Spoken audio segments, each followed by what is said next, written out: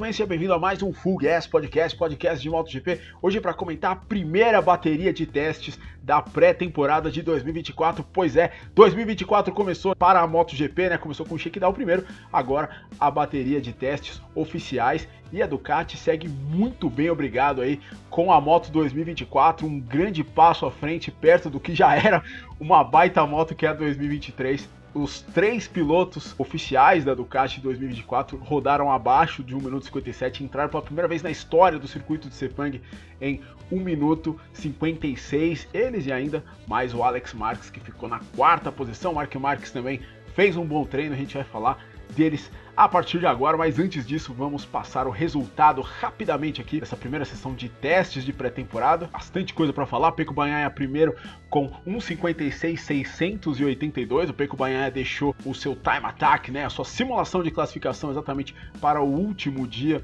dos 3 de teste na Malásia. Depois o Jorge Martin, que liderou o primeiro dia, ficou na 2ª posição, 172 milésimos atrás do Bagnaia. Depois Enea Bastianini, Alex Marques, os únicos 4 que entraram em 1 minuto 56. Depois a primeira Aprilia com Aleix Espargaró, a Aprilia com muitos apetrechos aerodinâmicos, a gente vai falar sobre isso também. Mark Marques na 6ª posição, depois Brad Binder, Fábio Di Giannantonio, Pedro Acosta impressionando e muito aí nesses 2 testes, ele que pôde fazer também o shakedown, seu primeiro teste oficial na Malásia. Depois o Juan Mir na primeira ronda, Fábio Quartararo, 11ª posição para o piloto da Yamaha, que andou melhor de reta aí nesse teste, a gente vai falar também da Yamaha. Enfim, a título de curiosidade, encontrei aqui no site crash.net os ritmos de corrida dos pilotos no último dia de teste. O Fábio Di Giannantonio, no ritmo de long run de 10 voltas, né, ou seja, o equivalente a uma corrida sprint, o Fábio Di Giannantonio ficou na primeira posição, com o Martin logo atrás, depois o Bastianini. Detalhe aí para os asteriscos aí, voltas feitas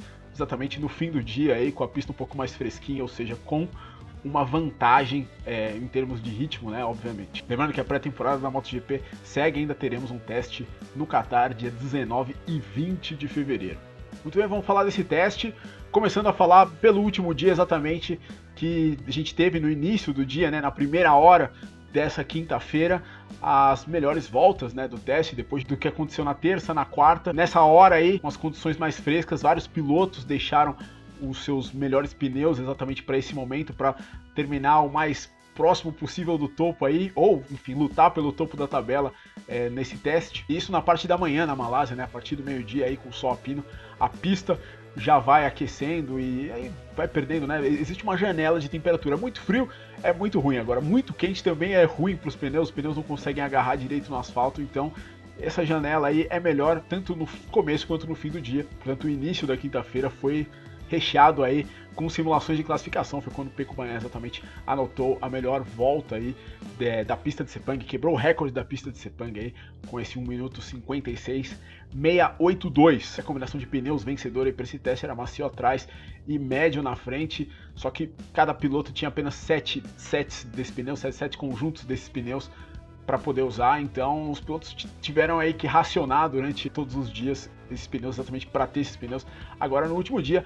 Mas falando da Ducati, a Desmosed GP24 foi a melhor nos 3 dias, né? Primeiro com o Martin, depois com o Bastianini e no fim com o Bagnaia, fez as 3 primeiras posições do teste, o que corrobora o que a própria Ducati falava em Valência, né, no fim do ano passado, de que o passo à frente da moto 2023 para 2024 é o maior que ela já fez aí nos últimos anos, né, de 2021 para 2022, 22 para 23, é uma moto que vem melhor aí, que tem um conjunto melhor, um passo mais adiante do que as outras motos. A Ducati conseguiu validar o seu motor e também validou o seu novo pacote aerodinâmico com aquele duto auto-wash e aquela parte da barriga ali, da carenagem embaixo, né, aquela mais protuberante ali que a Aprilia trouxe primeiro, a Ducati imitou para suas motos no ano passado. O Pecco Bagnaia não quis usar, ficou para a Pramac, depois o Martin também não quis mais usar, ficou só para o Zarco essa atualização. Eles fizeram 2 em 1, eles botaram o auto-wash na frente e botaram aí essa parte mais gordinha atrás, e os 3 pilotos se deram muito bem com isso, eles validaram isso, tanto que o Pecco Bagnaia já estava usando, né, no final do teste, essa carenagem já toda adesivada, né, exatamente é essa que eles vão usar para esse ano. Enfim, tudo certo com isso. A asa estegossauro também aumentou atrás. E o Pecco Bagnaia, inclusive, chegou a cair na sua primeira volta do teste, no primeiro dia, caiu numa marca de água que tinha ali na pista, né? Depois de uma chuva que houve durante a noite. Mesmo assim, guardou os pneus, não fez tempos competitivos, vamos colocar assim, nenhum do primeiro nem do segundo dia, mas guardou para a hora certa no último dia para, enfim, ser o dono da manchete aí desse teste. O problema dele é que ele teve um problema no seu long run no último dia.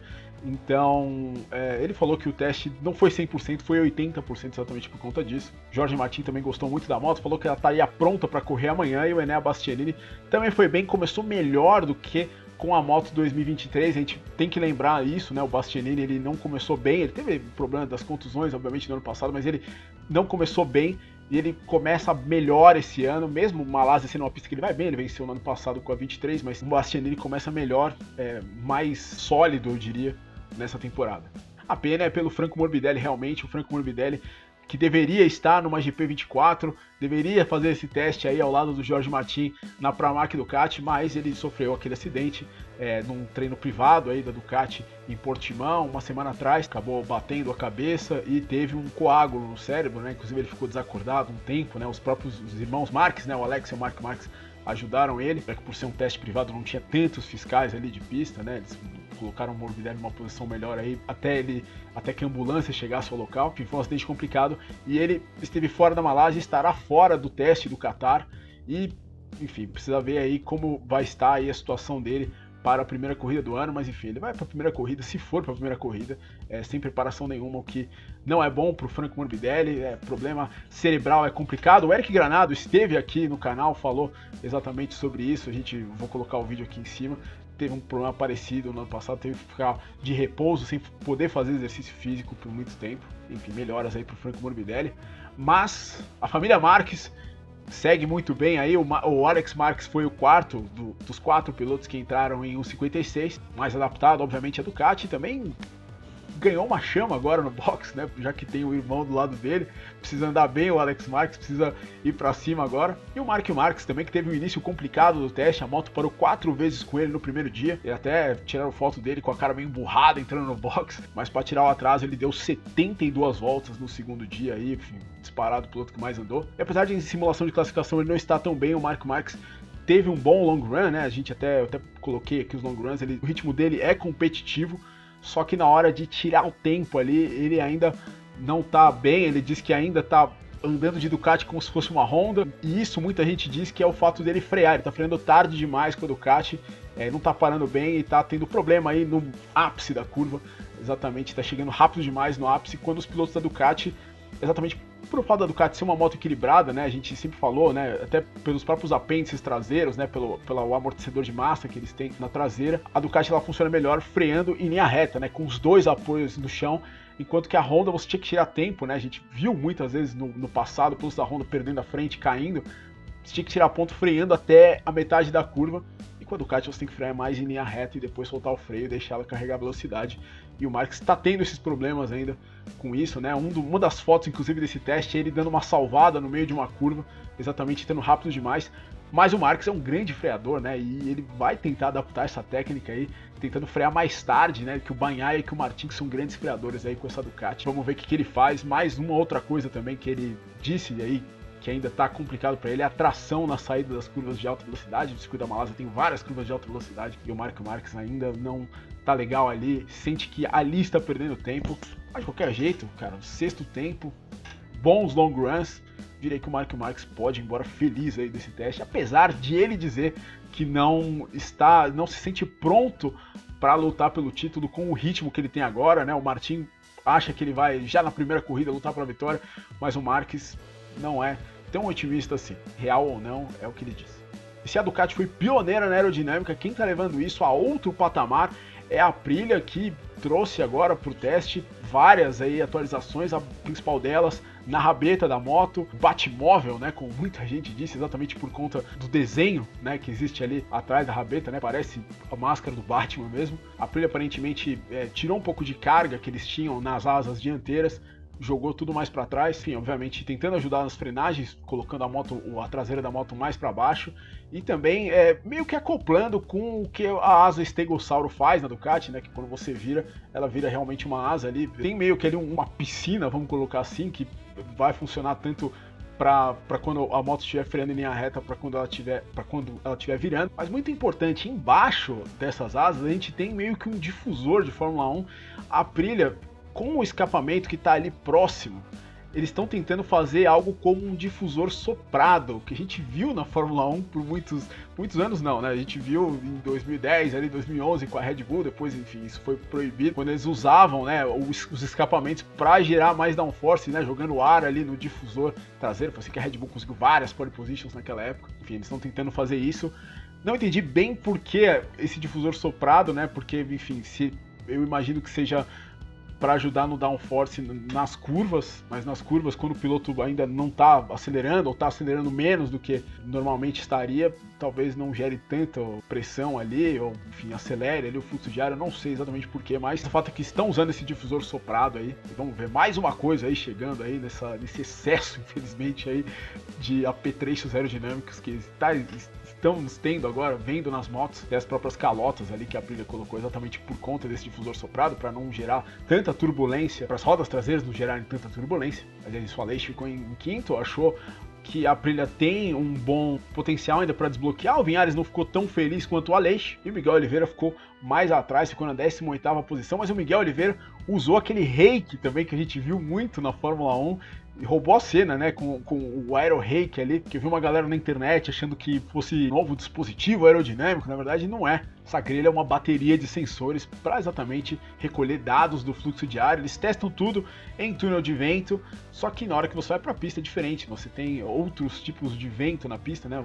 No túnel de vento, o vento ele é perfeito, né, na pista. Você está em outras condições, e para aferir isso direitinho, os times de Fórmula 1 normalmente colocam isso normalmente em treinos livres, aí dão algumas voltas quando eles estão colocando uma coisa nova no carro. E a Aprilia fez isso, e a própria KTM fez também, no último dia também colocou um reiki na sua moto. Em uma nova era da MotoGP, o Miguel Oliveira vai usar a moto 2024 da Aprilia, e o Raul Fernandes provavelmente deve receber essa moto também, né? Não se sabe se ele vai começar o ano com ela, se ele vai receber na metade do ano aí, ou depois de algumas corridas. Mas o fato é que o ano não começou bem. Se não começou bem para o Franco Morbidelli, também não começou bem para o Raul Fernandes, que eu falei que o Pecco Bagnaia caiu no primeiro dia. O Fernandes caiu no mesmo lugar, só que ele teve mais azar. Ele teve um high side, no qual a moto caiu, pegou fogo, e ele bateu muito forte o quadril, ainda continuou andando na terça-feira, mas teve muitas dores, e os médicos falaram, volta para casa, porque tá perigoso aí, a dor pode evoluir para algo pior aí, no caso de um outro acidente. E por isso o Raul Fernandes fez um dia de teste, mas fez um dia mais ou menos aí de teste. Enfim, não foi um bom começo aí para Trackhouse Aprilia, que vai contar como chefe de equipe, quem diria, David Brivio, que é uma declaração aí das intenções da equipe norte-americana na MotoGP. Roubou a cena aí nesse último dia de teste. O Justin Marks, né, que é o dono da equipe, oficializou o Brivio aí como o novo chefe. O Brivio, como você sabe, era o chefe de equipe do Valentino Rossi, foi o cara que levou o Valentino Rossi da Honda para a Yamaha, foi campeão com o Valentino Rossi na Yamaha, e depois foi campeão com a Suzuki na MotoGP em 2020 com o Juan Mir, antes de fazer uma aventura, de ir para a equipe Alpine na Fórmula 1, foi subutilizado por ali, eu diria, ficou por lá 3 anos, e está de volta agora à MotoGP, ao habitat natural dele, uma equipe que, ao que parece aí, realmente aspira a ser grande, trazendo um cara caro, um cara de história para o seu boxe, e, enfim, um cara que fez muito com o pouco aí que a Suzuki tinha de recursos, aí levou ela a ser campeã mundial. Vamos ver. Lembrando que o irmão do David Brivio é o Roberto Brivio, que vai ser também o chefe de equipe do Diogo Moreira na Italtrans, na Moto2, juntamente com o Lívio Supo, enfim, um timaço aí do Diogo Moreira na Moto2, a gente vai falar isso nos próximos vídeos. Falando de mais esquisitices, a KTM testou aquele paralama dianteiro ali na roda da frente, que mais ou menos faz aquilo que a colher faz ali embaixo, né, resfria o pneu, tentando resfriar o pneu, tentando entender o quanto isso pode ajudar aí na conservação dos pneus durante a corrida. Não vi ninguém falando nada muito claro sobre se isso funcionou, não vi os pilotos usando isso tanto, talvez a gente não deva ver isso mais na KTM. KTM que tem um motor novo, né? Validou o seu motor exatamente com um escapamento ali mais embaixo ali do pé do piloto ali, que a gente até viu colocando ali uma proteção ali na balança traseira, exatamente para não queimar a balança por conta da saída do escapamento. Mas enfim, fica a questão, obviamente, por conta do chassi de fibra de carbono que eles começaram a usar em Misano no ano passado. Mas é difícil de ouvir os pilotos da KTM. O Brad Binder, que é o principal deles, é um piloto que é bem ruim de entrevista, né? Não fala muito, não dá muitos detalhes aí das coisas do próprio programa aí que eles estão fazendo. Enfim, vai ser interessante a KTM, até com um novo pacote aerodinâmico que eles colocaram, né? Até imitando um pouco a Ducati no último dia, ver como eles chegam aí para essa temporada, ver como eles vão conseguir desenvolver esse chassi de fibra de carbono, que é uma das grandes novidades aí, eu diria, da MotoGP desses últimos anos. Mas o Binder andou bem, mas quem roubou a cena na KTM foi o Pedro Acosta, que chegou a ser o mais rápido num dos dias do shakedown, foi o segundo, exatamente no primeiro dia do teste oficial, e sempre andou ali na frente, sempre andou no top 10 ali. O Pedro Acosta chegou muito já adaptado à MotoGP, lembra até um pouco o Mark Marques, né? O Mark Marques chegou muito rápido, já se sentindo em casa. O Pedro Acosta aparentemente chega do mesmo jeito. Eles até nem queriam dar muita coisa para ele testar, mas no fim das contas ele estava tão rápido que eles começaram a dar novidades, né, pro Pedro Acosta testar, a KTM, e no fim das contas o Pedro Acosta fez no total 1.513 quilômetros de teste, é muita coisa, conseguiu se preparar muito bem o Pedro Acosta e sai no top 10. Quem não foi tão bem foi o Jack Miller, exatamente, da KTM, ele que quebrou o escafoide da mão direita num treino de motocross no Natal. Disse que não estava atrapalhando mais, aquela história, né? Sempre fica ali, aquela dor ali na cabeça do cara que ele tá machucado.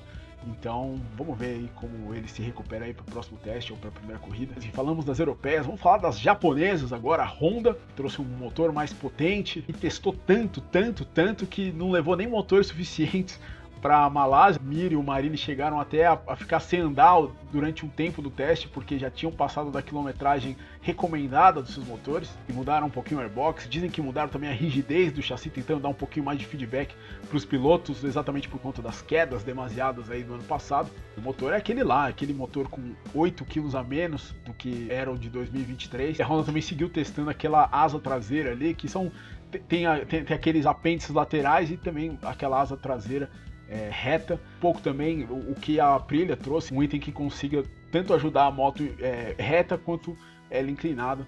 Vamos ver, provavelmente a Honda vai ficar com isso aí para a temporada. E a Yamaha também melhorou seu motor. Como a gente sabe disso? Porque a Yamaha agora está bem mais carregada aerodinamicamente do que no ano passado e chegou a fazer do segundo dia. O Fábio Quartararo foi o mais veloz no Speed Trap na Malásia. Ele se disse confiante, inclusive, na moto, falou que a moto pode andar no top 5, mas que o ponto difícil ainda dela é a classificação. Conseguiu dar uma boa volta de classificação, exatamente porque a moto ainda não está no ponto para esse momento aí de buscar essa melhor volta. Enfim, vai andar com a asa maior ali na frente, estilo Aprilia, e com uma asa auto-wash, estilo Ducati ali, na parte ali da base da carenagem. Vamos ver como se comporta a Yamaha. Tem um novo diretor técnico pela primeira vez na história. Um diretor técnico da Yamaha é um europeu, que é o Massimo Bartolini, que veio exatamente da Ducati. Também tem um técnico aerodinâmico também diferente, que veio também da Ducati. Portanto, 2 italianos aí promovendo aí uma revolução no box da Yamaha. Vamos ver o que acontece. E no fim, quem foi mal no teste? Acho que Marco Bezzecchi realmente não apareceu durante nenhum dos dias do treino, ele mesmo não ficou satisfeito, queria que sai perdendo esse teste, assim como o Augusto Fernandes, que ficou atrás do Cal Crutchlow, né, o piloto de teste da Yamaha. Augusto Fernandes bem chateado exatamente por conta de como foi bem o Pedro Acosta e também problemas técnicos ali na sua equipe. Ele e o engenheiro dele principal não se entenderam muito bem. O Marini, que estava super animado depois do teste de Valência, viu que o buraco é mais embaixo ali na Honda, também não fez um grande tempo nesse teste. Também vi que o Manuel Pessino, que está lá na Malásia, falou que provavelmente teremos uma sexta montadora na MotoGP a partir de 2027, que ela teria assinado exatamente nesta semana com a Dorna. É uma montadora europeia, ele falou que ou a BMW ou a Triumph, e por isso que a Dorna não queria dar de jeito nenhum o lugar no grid para essa terceira equipe que a KTM queria fazer, com o Pedro Acosta e com o Mark Marques, você se lembra. E é isso, né? Tomara que tenhamos, enfim, essa sexta montadora aí. Falei bastante por esse vídeo, é isso aí. Muito obrigado se você chegou até aqui. Voltamos para falar da segunda sessão aí da pré-temporada, a pista do Qatar, onde também vai ser disputada a primeira corrida. Enfim, espero que você tenha gostado e a gente se vê na próxima. Um abraço, valeu!